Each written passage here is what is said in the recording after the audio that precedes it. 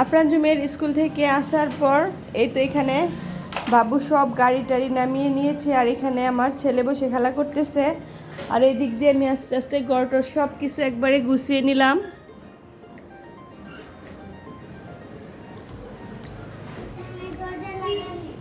ঘরটা সব কিছু গুছিয়ে ফেললাম, আর এই দিক দিয়ে এখন আমি ঘরগুলো সুন্দর করে ঝাড়ু দিয়ে নিচ্ছি।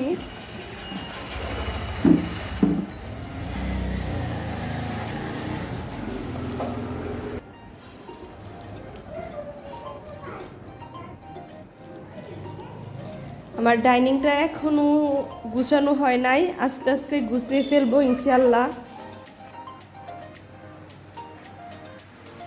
আর এই দিক দিয়ে আফরান জুমের রুমটাও খুব সুন্দর করে গুছিয়ে রেখে গিয়েছি, আর এখন ঝাড়ু দিয়ে নিব।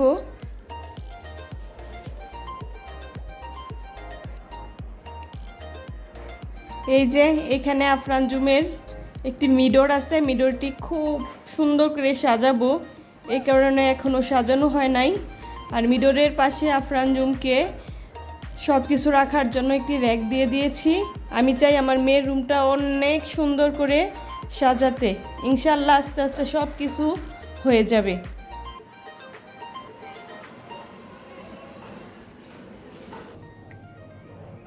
আর এই দিক দিয়ে আফরান জুমের বাবা বাজার পাঠায় দিচ্ছে, আর এখন আমি রান্না করে নিব।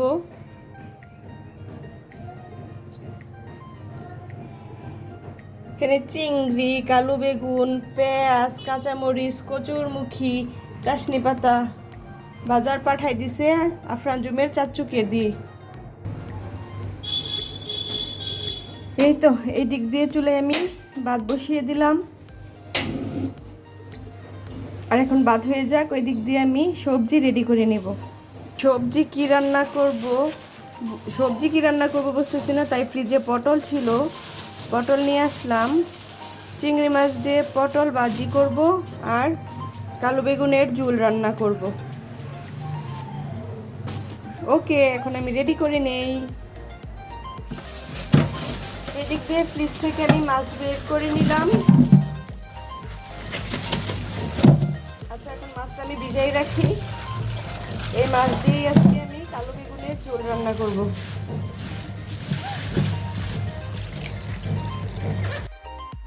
আর এই দিক দিয়ে আমি বেগুন রান্না করার জন্য খুব ভালোভাবে মশলাটা কষিয়ে নিয়েছি। আর এই দিক দিয়ে কেটে ধুয়ে রাখা বেগুনগুলো আমি দিয়ে দিচ্ছি। বেগুনগুলো দেওয়ার পর বেগুনগুলো মশলার সাথে নেড়ে চেড়ে খুব ভালোভাবে আমি কষিয়ে নিচ্ছি।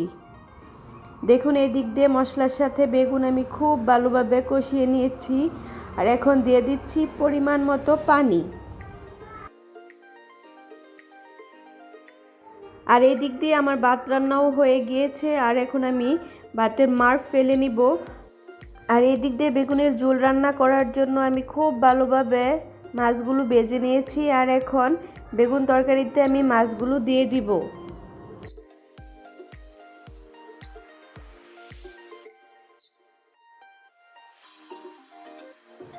মাছগুলো দেওয়ার পর আমি আরও বেশ কিছুক্ষণ বেগুনের ঝোল রান্না করে নিয়েছি, আর এখন আমি দিয়ে দিব কয়েকটা কাঁচামরিচ, কারণ কাঁচামরিচ দিলে খুব সুন্দর একটি ফ্লেভার আসে আর অন্যরকম একটি টেস্ট আসে।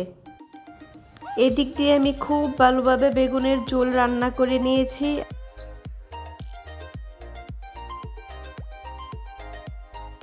আর এদিক দিয়ে পটল চিংড়ি রান্না করার জন্য আমি চিংড়ি মশলার সাথে খুব ভালোভাবে কষিয়ে নিয়েছি। আর দেখুন আমার রান্নাঘরে কত রৌদ্র এসেছে, প্রতিদিন দুপুর টাইমে রান্না করার সময় এরকমের রৌদ্র আসে।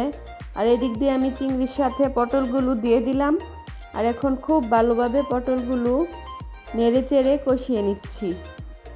এই দিক দিয়ে খুব অল্প সময়ে আমি পটল চিংড়ি রান্না করে নিয়েছি। দেখুন আমার পটল চিংড়ি রান্না করা শেষ। এদিক দিয়ে এক এক করে সব কাজ শেষ করে নিলাম, রান্না বাড়া শেষ করে নিলাম। তারপর দুপুরের খাবার সবার জন্য রেডি করে নিলাম, আর সবাই মিলে একসাথে দুপুরের খাবার খেয়ে নিলাম। আর যখনই খাবার শেষ হলো, ওই দিক দিয়ে দেখি বাহিরে প্রচুর বৃষ্টি হচ্ছে। আর আজকের ভিডিওটি এই পর্যন্তই। সবাই আপনারা ভালো থাকবেন, সুস্থ থাকবেন, আমাদের সবার জন্য অনেক অনেক দোয়া করবেন। আর এই দিক দিয়ে আপনারা বৃষ্টি উপভোগ করুন। রৌদ্রের মাঝে বৃষ্টি নেমে দিয়েছে, কি সুন্দর রোদ বৃষ্টি একসাথে।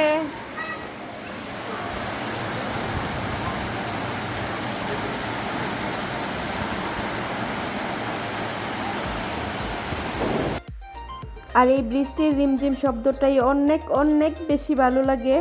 ধন্যবাদ সবাইকে। আল্লাহ হাফেজ, আসসালামু আলাইকুম।